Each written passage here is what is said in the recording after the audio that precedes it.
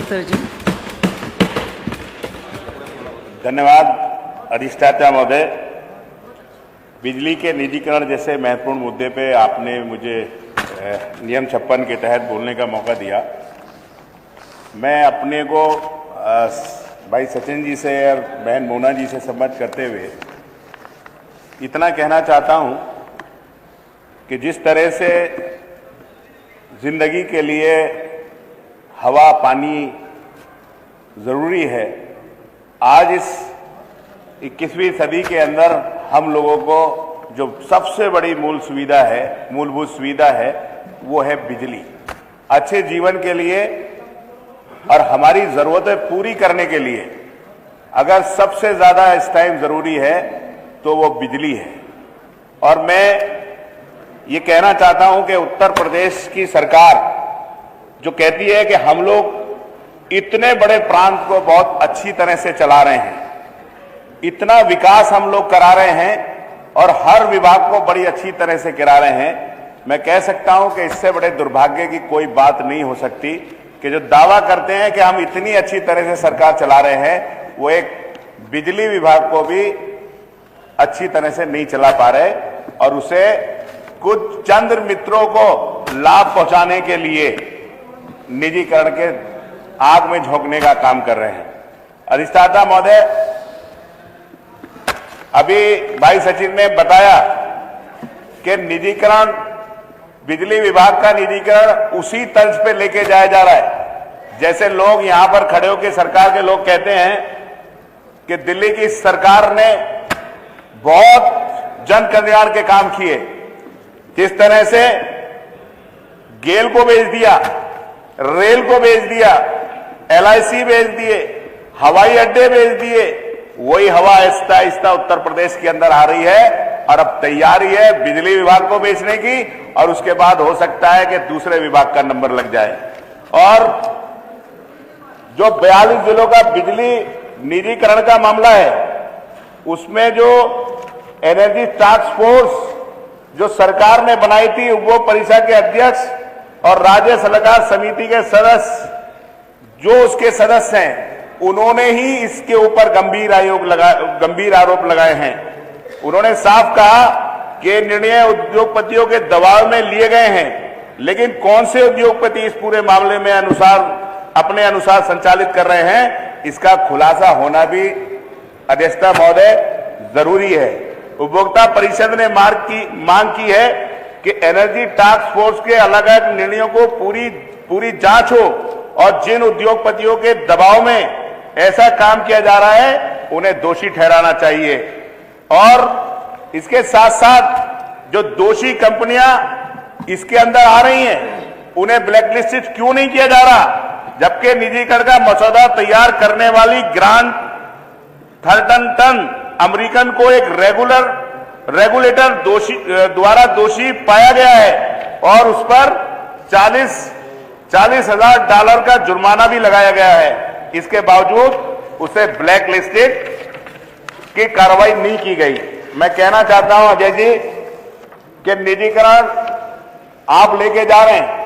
आज हम लोग विधायक हैं, जनप्रतिनिधि हैं, वो SDO को फोन कर देते हैं, बिजली की कोई समस्या है एक्सीएन को फोन कर देते हैं, चीफ को फोन कर देते हैं, जेई को फोन कर देते हैं, लेकिन जब ये पूरा विभाग जब निजीकरण हो जाएगा, निजी हाथों में चला जाएगा, उदाहरण है आगरा का, उदाहरण है दिल्ली या बॉम्बे का, एक कॉल सेंटर वो कंपनियां बना देती हैं और कॉल सेंटर बनाने के बाद उनसे कहा जाता है कि आप अपनी शिकायत उस कॉल सेंटर पे करिए और वहां पर फोन भी नहीं उठता है। वहां पर इस तरह के व्यवहार लोगों के साथ, उपभोक्ताओं के साथ होता है कि उनसे तरह तरह की परेशानियों का सामना करना पड़ सकता है।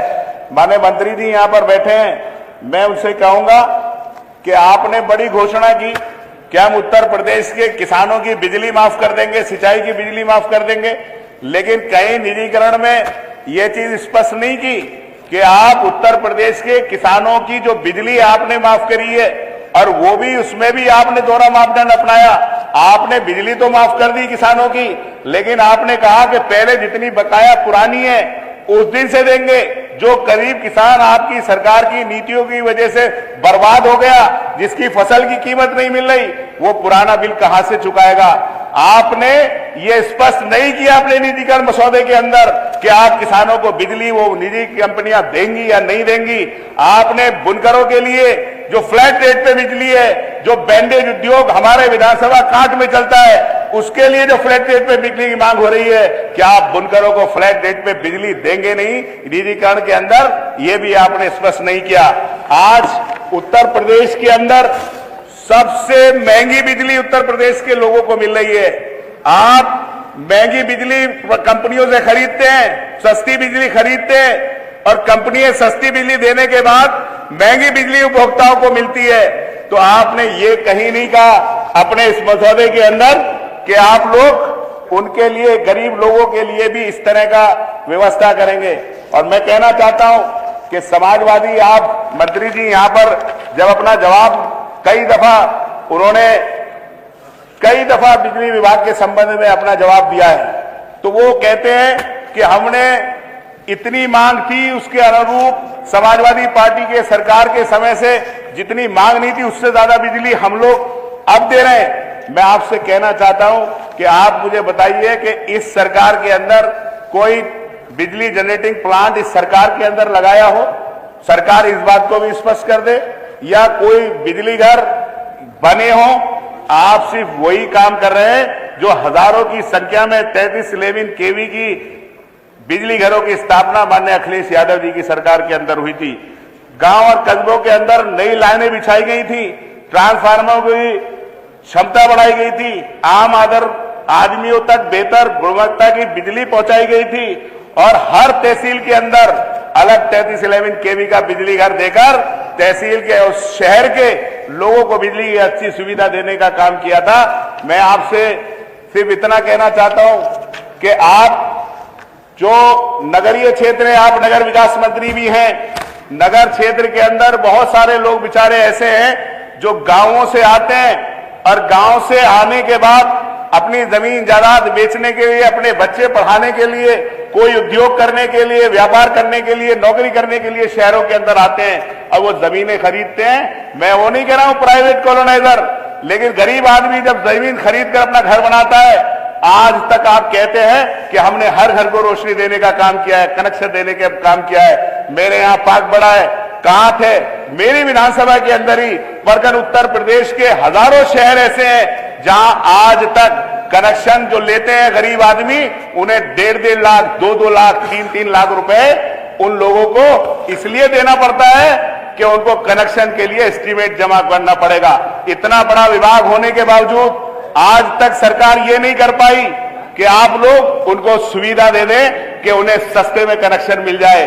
दूसरी बात मैं ये कहना चाहता हूं कि आज इतनी लोगों के सामने हम लोग मांग कर रहे हैं लगातार, एक बड़े क्षेत्र के लिए जो बड़ी इंडस्ट्री वहां पर है, 3311 केवी के बिजली घर के लिए कांट में 3311 बिजली का घर है, लेकिन आज तक उसका रास्ता नहीं है। अगर उसकी क्षमता वृद्धि करनी या कुछ करना है, वहां पर कोई आदमी जा नहीं सकता है।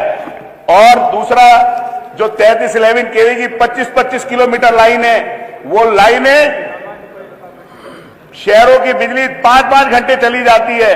मैं आपसे कहूंगा कि निजीकरण होने के बाद, जब आज आपके हाथ में विभाग होने के बाद ये समस्याएं हैं तो खत्म नहीं हुई, फिर क्या होगा?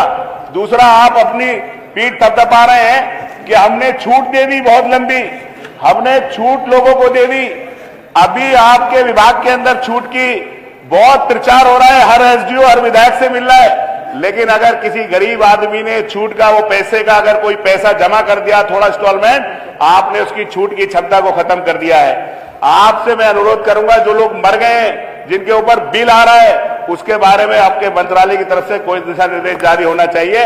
और मैं ये कह सकता हूं, निजीकरण के बाद जो सरकार की साजिश है, वो दलितों का, पिछड़ों का आरक्षण खत्म करना चाहती है। जो अच्छे अधिकारी हैं उन्हें खत्म करना चाहती है। मैं अधिष्ठाता महोदय आपसे अनुरोध करूंगा कि इस महत्वपूर्ण विषय के ऊपर सदन को कार्रवाई रोक के चर्चा कराने का कष्ट करें। धन्यवाद। धन्यवाद। 2 मिनट के लिए माननीय फहीम माननीय अधिष्ठाता जी, आधा घंटा हो गया। बस 2 मिनट। नहीं 2 मिनट ऐसा है, हम तो इसलिए देख रहे थे कि इतने सीनियर लोग, यादव जी ने, मोना जी ने और कमाल साहब तो हर मामले में कमाल करते हैं। आपका तो कोई मुकाबला नहीं, आप तो हर क्षेत्र में आपने कमाल किया। जरा वो देख लीजिए, 2 मिनट लेते नहीं है। 2 बजे से माननीय मुख्यमंत्री जी को चर्चा पहले से तय है, या आप इसको फिर उसके बाद आप स्पष्टीकरण मांगेंगे। मैडम ये जो है, इसको जरा ये देखें, ग्राह्यता पे बोल रहे हैं, ऐसे बोल रहे हैं जैसे कोई बात बची नहीं। जितनी बातें इधर उधर की थी वो ज्यादा हुई। जी जी, ये काम की बात हुई 10% और 90% इधर उधर की बातें लगा दी। माननीय सदस्य, 1 मिनट बचा था तो 1 ही मिनट मिलेगा आपको।